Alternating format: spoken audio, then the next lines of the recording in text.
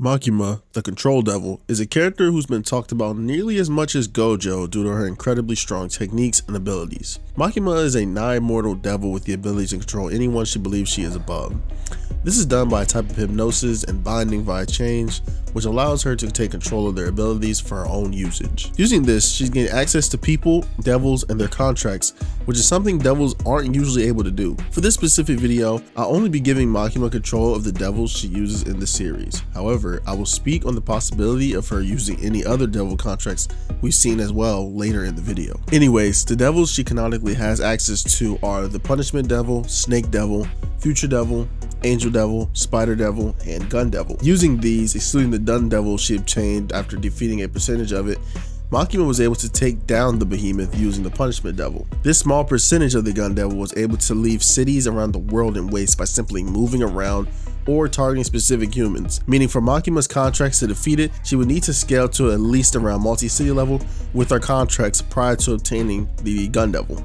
Her Angel Devil abilities allow her to create weapons of varying power, as well as sap people's lifespan who touch the Angel Devil. The Spider Devil allows Makima to teleport between locations, and the Future Devil gives her minor precog. Even without them, she's no pushover. She can fire invisible projectiles via telekinesis into people that are hit so hard they can propel them into space with a few shots. Scaling Makima slightly below the Chainsaw Devil at the time of his appearance, she should be at least around town level in raw AP, with normal human level durability considering bullets can kill her with pretty much simple ease. If you think bullets are enough though, you're wrong, since Makima can transfer any death or attack to a random Japanese citizen, appearing as an accident, random death, or illness. This gives her an insane number of lives, essentially meaning her low durability results in a battle of attrition. In terms of stats, we've already established Makima is on the low end around at least town level to multi-city level with contracts. Looking more on the speed side, Makima doesn't have much going on for her here. She's able to keep up with Denji for a bit in his hybrid form, but that isn't much to speak on considering she still got fodderized. This same Denji should be stronger than Quan Chi, who blitzed tens of hundreds of humans and puppets in a matter of seconds. Makima would have to be at least subsonic, which of course isn't really helping her case here for even perceiving any of the S-Class members. However, we can rank Makima a bit higher since she can likely outmaneuver Aki's precognition and using the Angel Devil's contracts, seemingly create a spear made of light from a starry void. Yeah, I know it sounds insane, but looking at this panel where the spear comes from and the fact that it emits light, we could super duper wank the spear to be some type of speed of light attack while Makima still has around subsonic to hypersonic movement. I'll say it again, this is like super duper wank. I mean, if you look at it, you might be able to interpret it that way without extending, too much reach, but I still think it's kind of wank. If you want more fair ground to stand on, Quan Chi in the most recent One Punch Man chapters was able to catch a bullet in her arm at point blank range, moving her arm only after the bullet was fired with little to no indication it would be shot. Comparing this feat to that of Maki's in Jujutsu Kaisen,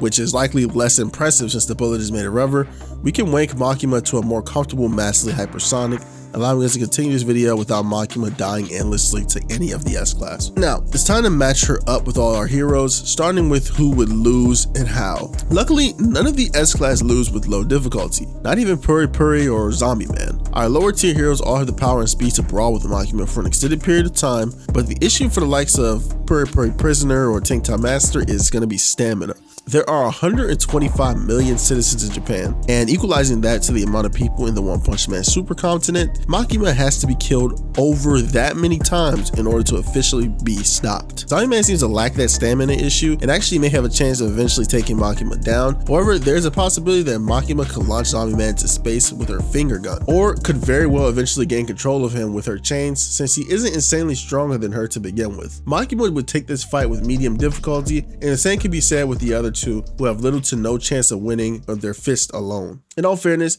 they beat Makima badly, but eventually she will have an opening to use any of their abilities to kill them, like the Gun Devil while weakened, and if we specifically give her access to other contracts like the Hell Devil, she can instantly BFR any of these free and send them to a world where they would pretty much die instantly upon contact. Moving from the low tiers to mid tiers, we have Drive Knight, Child Emperor, Pig God, and Dark Shine. Hey everyone, it's Future Zeref here. I actually forgot to include Metal Bat and Genos in this video for whatever reason. Metal Bat probably has the same fate as all the other mid tiers because he doesn't really have many win conditions. I suppose he can continue to pump himself up throughout the fight until he burns out, which might give him a chance to kill Makima millions of times, but there's no real evidence of that. And as for Genos, you could probably use the same argument I use for the likes of Flashy Flash or Bang and Atomic Samurai, where he does have the potential to pretty much life wipe the planet to take out Makima in the end. But yeah, Future Zeref signing off. Darkshine sadly takes the same fate as the other brawlers in the S-Class, but to a different degree.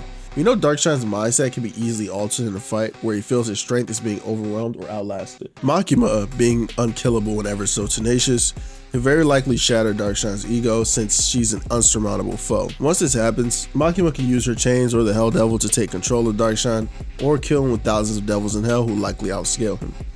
Zerechanyt also suffers from the stamina issues, however I don't think Makima could normally kill or defeat Zerechanyt with her limited AP. Darkshine is a similar foe and requires Makima to take control of him in order to win. Without giving her devil contracts she didn't have in the series, meaning Zerechanyt versus Makima is a stalemate until he runs out of energy, whereas from there she can either destroy him or possibly control him. That'll essentially be her win conditions for anyone here, as when wanked, Makima still cannot reach the power of the S-Class. Child Emperor and Pig God are the same with one exception.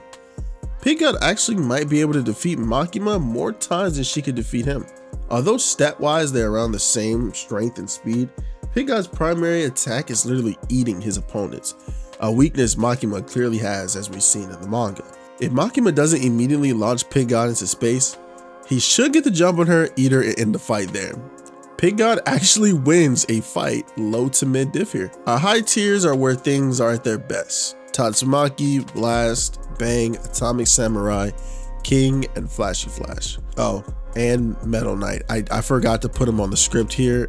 I told you guys I hate Metal Knight, that's why I forgot. But anyways, starting with our underdogs here, Bang and Atomic Samurai. Considering the insane speed difference we get here, I don't think Makima would ever touch these guys even if we wank her to light speed.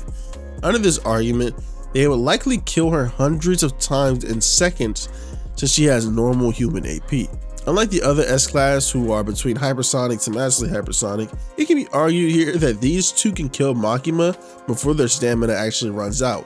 Presuming the S-Class and the Monster Association took 24 hours to complete, these two could fight for roughly half a day at their top speeds, that of which being FTL. I know you're screaming that the others did this too, but the other S-Class had plenty of breaks between their altercations, whereas Atomic Samurai and Bang fought for pretty much the entire raid. I do believe they could possibly wipe out Makima's lives within their stamina window, but I don't have any solid proof for this other than it feels right based on the FTL scaling and the amount of time they were active during the Monster Association raid. Otherwise, Makima wins via her usual, control conditions once they're weakened. Flashy Flash has an even higher argument to kill Makima millions of times within a set period of time without losing all his stamina, likely taking the fight low diff if you're following the previous argument. He can even kill every citizen in quick order, thus giving Makima no more lives and making her easy to kill. This is extremely out of character, don't get me wrong, but that's just an option that he has, and maybe even Bang an Atomic Samurai. Makima lacks the AP and speed to touch these people, even if she tried her hardest. It only really relies on her attrition. Without giving her every devil, she's going to struggle against them, and without her lives, she died to any of them within microseconds. Figured I'd add that since I'm sure it's jarring to hear repeatedly how she wins extreme diff after just being killed over and over again. Thankfully, Tatsumaki, Blast, King, and Metal Knight all in Makima's reign here. Tatsumaki can give Makima a taste of her own medicine, tossing her into space, and thus all her deaths from lack of oxygen will pass on to another human. If you believe devils don't require oxygen, I doubt Makima has any real way of returning to Earth under these conditions. Tatsumaki can also trap her in a rock prison or easily kill every single Japanese citizen by collapsing them in barriers. Makima stands literally no chance here, even with Wank, as Tatsumaki would kill her unless she has access to the Hell Devil. Regardless, Tatsumaki takes this low to no diff, as Makima arguably would never get the chance to hit Tatsumaki with any devil attacks before she's removed. King is king. Knowing him, somehow every Japanese person will die the moment he goes for a punch that somehow shakes Makima's skull in a way that specifically kills her or some shit like that, thus ending her life instantly as she underestimates him. Not only that, King's aura makes people believe he's insurmountably strong, so Makima herself may believe she can't control him even if she defeats him. King takes this no diff. Metal Knight has a fucking army. He takes it no diff. Blast does what we all want to do. He fucks Makima using Gravity Knuckle, Hyperspace Gates to BFR, or honestly just sneezes her away. It's not even a contest. If Blast wanted, he could literally destroy the Earth to eliminate any chance of Makima regenerating. But obviously, being a hero, he likely wouldn't do that. It can be argued that Makima can return to Earth since her Spider Devil contract allows her to travel dimensions. But in the case of Blast, he could kill her trillions of times in seconds since he was fast enough to statue and teleport the Serious Punch squared. As usual, Tatsumaki and Blast remain unstoppable. If you enjoyed this video, don't forget to like, subscribe, comment down below. Also, check out the Discord and the donation links down in the description. It's your boy Zeref signing off. Peace. Thanks for watching.